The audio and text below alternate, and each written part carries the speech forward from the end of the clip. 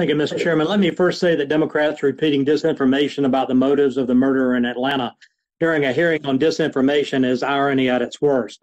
The murderer admitted that he was a sex addict. The problem was addiction, mental illness. While my thoughts and prayers go out to the families who were impacted by this hideous crime, it was not a hate crime.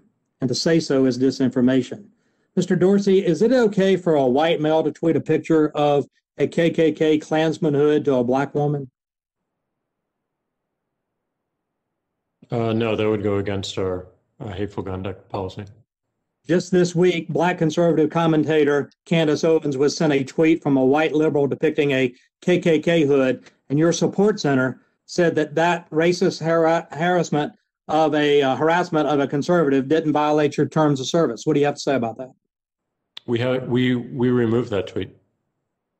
Okay, thank you for doing that. Also this week, Syrian refugee Ahmad al-Alawi Alisa, a Biden-supporting Muslim, allegedly murdered 10 people at a grocery store in Boulder, Colorado. Your support center told Newsweek that referring to this gentleman as a white Christian terrorist wasn't a violation of your misinformation policy. What do you have to say about that? I don't know that case, but we can follow up with you on it. Thank you. Your promises from the last hearing that you'll work on this or make it better ring completely hollow sometimes, so I ask that you do.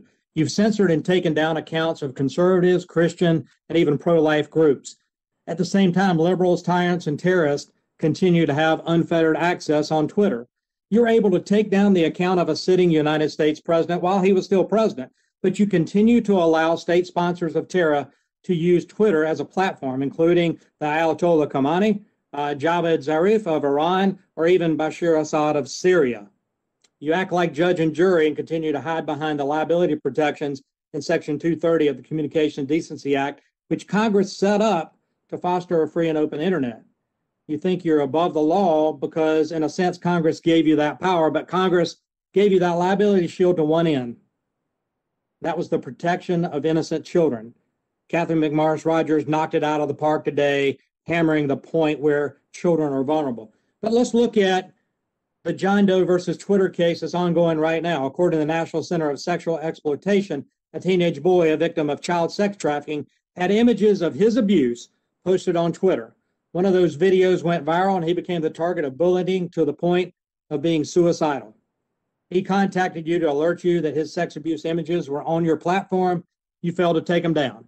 His mother contacted you to alert you, and again, you failed to take them down.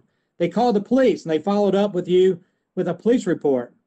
Your support center told the family that after review, the illegal video was not a violation of your terms of service. In the meantime, the illegal video accrued over 167,000 views. It took a threat from Homeland Security agent to get Twitter to take down the video.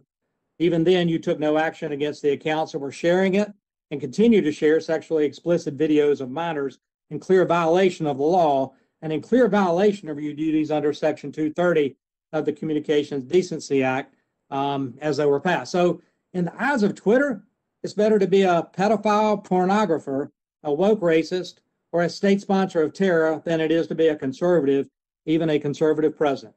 You've abused Section 230 liability shield we gave you to protect children and used it to silence conservatives instead. As we've heard today, your abuses of your privilege are far too numerous to be explained away and far too serious to ignore.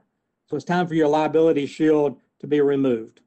Your immunity shield and the immunity shield of other woke companies who choose to score political points with their immunity shields rather than protect children. My colleagues have been asking you if you deserve to continue to receive immunity under Section 230. Let me answer the question for you. No, you don't. Y'all think you do, but you don't because you continue to do a disservice to that law and its intent. The United States Constitution has the First Amendment, and that should be your guide, protecting the speech of users of your platform instead of treating them like hostages and forcing things through algorithms to lead them down a path. The American people really are tired of you abusing your rights, abandoning their values. So one of the Christian leaders that you banned, Mr. Dorsey, had as her last post a scripture verse that you took down, and I want to leave it with you here today. Psalm 34:14. Depart from evil and do good. Seek peace and pursue it. Rather than silence that wise advice, I strongly suggest that you follow it. Now, I've heard a lot of stuff on this hearing today about 230 protections. I challenge my colleagues to really get serious about doing something about this liability shield so that we do have a fair and free internet and people aren't censored. With that, Mr. Chairman, I yield back.